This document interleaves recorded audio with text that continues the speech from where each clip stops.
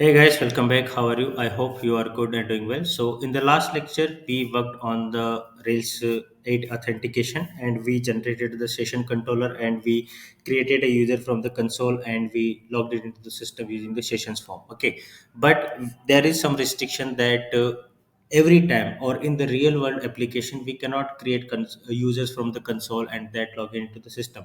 We must have a user interface so that user can come to the site or application and they can register themselves and then they can start using session or then they can start accessing the application by authenticating themselves. Okay, so here what we need to do, we need to create a form first. Okay, and in the form what we will do, that we will allow users to create their account and then after creating the account we will redirect them to the session form. Okay, so let's see in the schema.rb that what we have in our Rails application right now.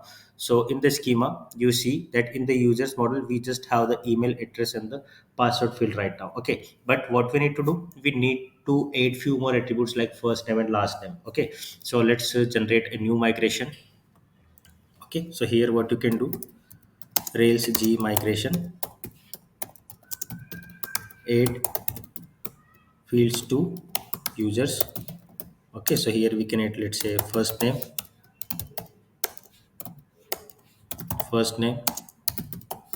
last name. Okay, and then we need to run the migration. Okay, so Rails db migrate. Okay, and it will add the first name and last name to the users. Okay, so now our user has first name and last name as well. Okay, and this is the latest migration that we generated. Minimize this config and you can see that we generated this migration. Okay, and here you can see that the flag is 8.0. Okay, and this structure is same for all the Rails version that we have so far. So add column, table name and attribute name and its type, and the same change method and the same add column or remove column format it will have. Okay, so now we have first name and last name into the users. Now as the next step, what we need to do, go to the routes. Okay, and here what we need to do, we just need to do resources users. Okay, and now we need to create a controller for the users. Okay, so here in the controller what you need to do, sorry, here create a new file and name it as users controller, users controller.rb. Okay, and then implement this. So users controller is inherited by application controller, and here if you look at the session controller we have few lines like allow unauthenticated access only for new and create. Okay, so we need the same thing into the users controller as well. Why? Because if we do not add this, it will not allow us to go to the new user form or create action. Okay, so first we need to allow unauthenticated access only for create and new. Okay, so we just need to do that, and then we need to implement the new. In this new, at the rate user equal to user dot new. Okay, and then def create. Okay, and in this create what we need to do, let's say at the rate user equal to user dot new, and then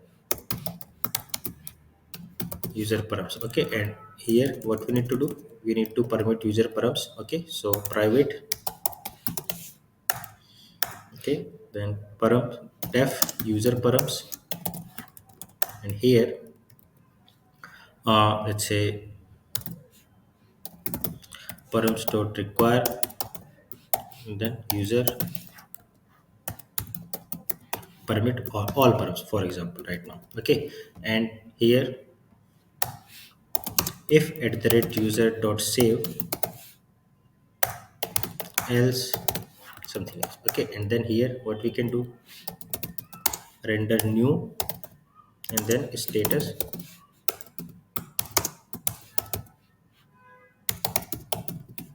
unprocessable entity. Okay, and if user is saved, then what we need to do, we need to redirect it onto the session path. Okay, so if user is saved, then redirect to new session path with notice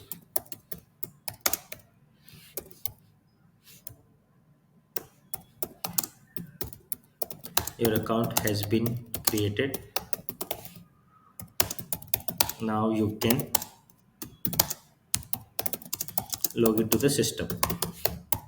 Okay, so this is similar to very basic CRUD. Okay, and if you don't know like how to perform CRUD in the Rails application, you can see the bootcamp playlist or some turbo stream playlist or the real world authentication playlist available on my channel. Okay, so you can follow those playlists and you can see how to perform CRUD operations. Okay, so here I'm just briefly explaining them that first we need a new action and then we need a create action.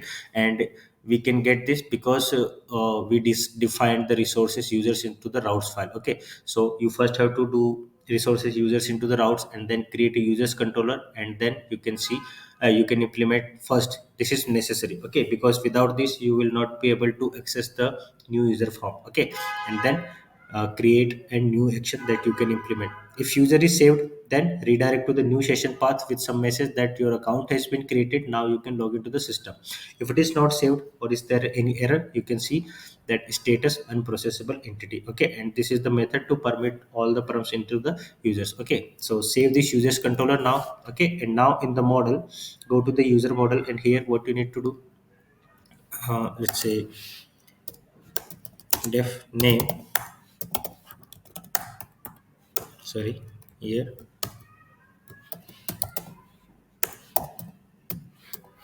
first name space, sorry, here last name dot string. Okay, we are doing this name method because at the home index.html you can see that what we are doing, we are doing sign in as current user dot email. So here simply we can do current session dot user dot name. Okay, and now we need to create a directory into the views. Okay, so here what we can do, we can simply create the new directory. Okay, new folder, and name it as users. Okay, in this users create few files like form partial, form.html.erb. Okay, and another file which is the new.html.erb. New.html.erb. Okay, and in the form partial, first what we will do, that we will just copy and paste this sessions form. Okay, so just do this for now.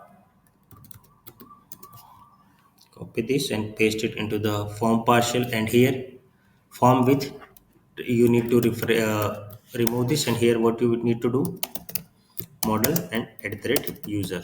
Okay, and you can see we have password field for password and email field for email address already. Okay, here what we need to do, that we need to create few fields more, like let's say form dot text field,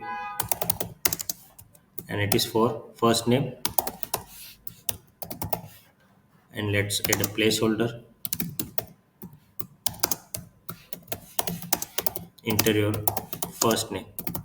Okay, however this first name and last name is optional. You can directly implement the form, create form with email and password field only, but I just want to show that in device we allowing custom parameters at the time of registration. Okay, however it is not the custom parameter, it's just the model attributes. Okay, so just trying to show a way that how at what level you can customize your form and then go to the session form. Okay, so here let's add this pr tag, copy this again and do this for last name. Okay,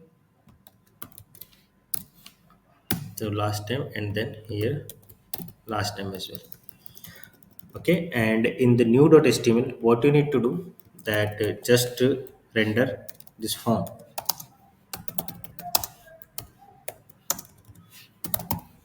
render form. Okay, now go to the browser, and in the browser, instead of session new, what you need to do, users new.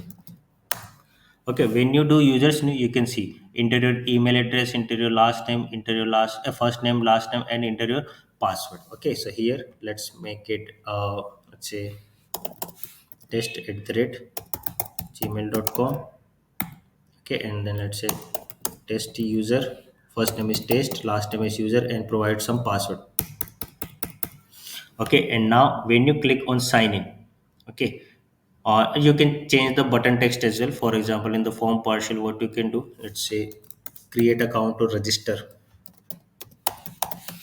Okay, you can do register, and if you refresh the page now, you will see that it's the register now. So let's fill, uh, fill the details again, test at the gmail.com, and test user, some password, and then click on the register. Okay, so here you can see first name for user.